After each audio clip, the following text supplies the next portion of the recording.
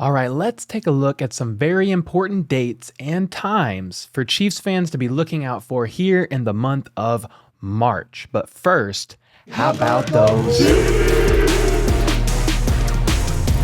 All right, if you're watching this and are as big of a Chiefs fan as I am, make sure to subscribe to this channel and turn notifications on so that you can stay in the know with daily news about our favorite team. All right, so I'm going to be referencing an article from Chiefs Wire, and if you want to read the full details of said article, I put a link to the description down below. All right, let's look at the month of March and talk important dates for us all to be on the lookout for and in the know about. Okay, so this has already started, but March 1st through the 7th is the NFL Scouting Combine. Coverage of on-field tests and all that begins Thursday, March 3rd, and goes on until Sunday, March 6th on NFL Network. Next date is March 8th. That's the franchise and transition tag deadline. So basically, if the Chiefs plan on franchise tagging Orlando Brown Jr., they got to do it by 3 p.m. on Tuesday, March 8th, if they have not yet worked out a long-term deal. Also on March 8th, College Pro Day begins. Basically, once the NFL Scouting Combine ends, the NCAAF Pro Day circuit begins. This is a big event for players who were not invited to the Combine, as then they will get a chance to hopefully get some shine as well and generate more interest. March 9th through the 13th, or somewhere around there, is where the NFL announces their compensatory draft pick selections, and the Chiefs get 2 of those this year. One for the hiring of Ryan Poles as the GM of the Bears, and one for linebacker Damian Wilson, who signed with the Jaguars in 2021.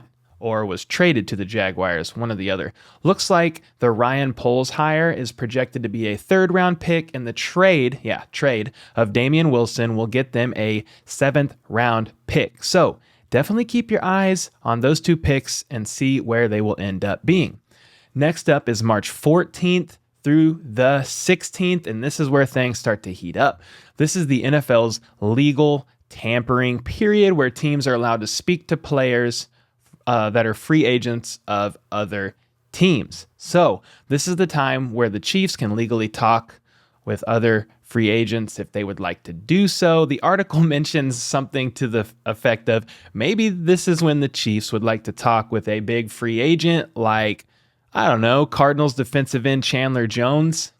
I don't know, not a bad idea, but who really knows? The next date to be on the lookout for is March 16th. Lots happening on this date, okay? This is the beginning of the 2022 free agency period, trading period, and the official league year. During this time, any free agent that hasn't been re-signed can sign with other teams on this day starting at 3 p.m. Central. The Chiefs have many players that could fall into this category and be in this position on this day, most notably Tyrann Mathieu. I think they will make a lot of their big free agent decisions, at least with their internal players, before this day. This is also the day you can begin trading players as well. Let's talk about the last couple of dates in March to look out for. But first, if you're enjoying this video, can you do me a favor and hit that like button so more Chiefs fans can find this content? I would be very much appreciative. Okay, March 18th is the day when the Chiefs contract guarantees kick in. This is on the 3rd day of the new league year, and I'll put this on the screen right now. That's directly from this Chiefs Wire article, so you can see that this involves some notables worth mentioning, including Patrick Mahomes, Chris Jones, Travis Kelce, and Joe Thuney. Feel free to pause this video if you want to take a look at this in more detail, or again, click the article down below in the description for even more details on these dates. The last date mentioned on this list is March 27th. This is the annual league meeting. All NFL owners will go to Palm Beach, Florida to discuss the business workings of the league.